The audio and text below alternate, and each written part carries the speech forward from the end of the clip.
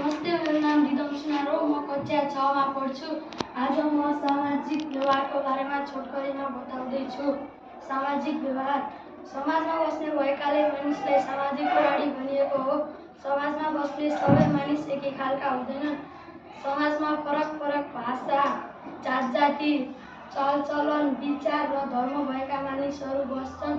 समाजका सबै मानिसलाई हामीले सम्मान र मर्यादित व्यवहार गर्नुपर्छ। समाजमा हामीले अरू सदस्यसँग अन्तर्क्रिया गर्दा गरिने व्यवहारलाई सामाजिक व्यवहार भनिन्छ। सामाजिक व्यवहार व्यक्तिहरू बीचको अन्तर्क्रियाको परिणाम हो।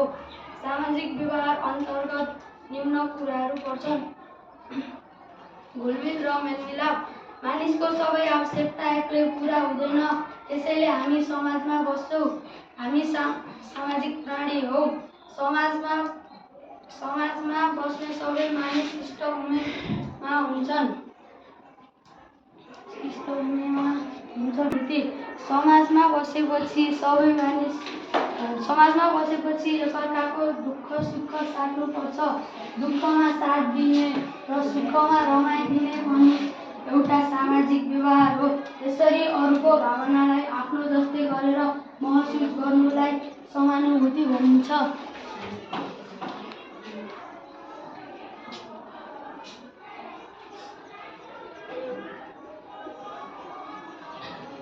अनुकरण भनेको विभिन्न खालका व्यवहार अरूबाट सिक्नु हो। हामीले समुदायमा मान्यजन, परिवारका सदस्य र साथी र अन्य अरू व्यक्तिबाट केही कुरा सिकेको हुन्छौँ।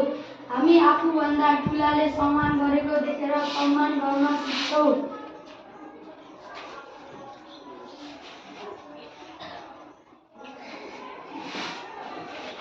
भेटघाट, चाडपर्व, विवाह, व्रतबन्ध, मेला, पर्व र सुख दुःख साट्न हामी नातेदार र इष्टमित्रसँग भेटघाट गर्छौँ। भेटघाटले भावना साटासाट गर्न पनि मद्दत गर्छ।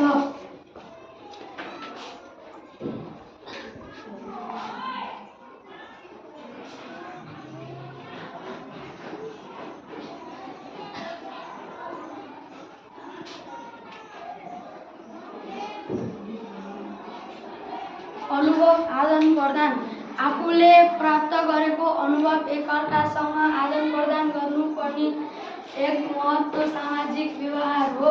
यो सिकाइको एउटा फोटो पनि हो।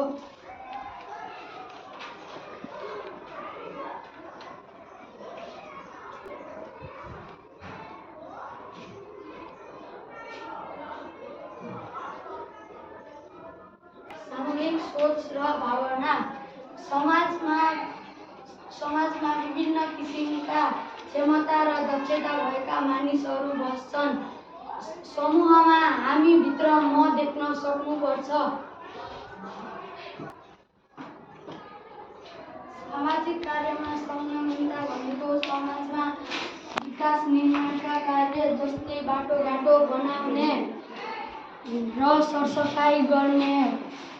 समाजमा सामूहिक संलग्नमा सोच गर्यौँ भने समाजमा पनि सहयोग पुग्छ। धन्यवाद। कसैले केही नबुझेको छ भने सोध्नुहोला।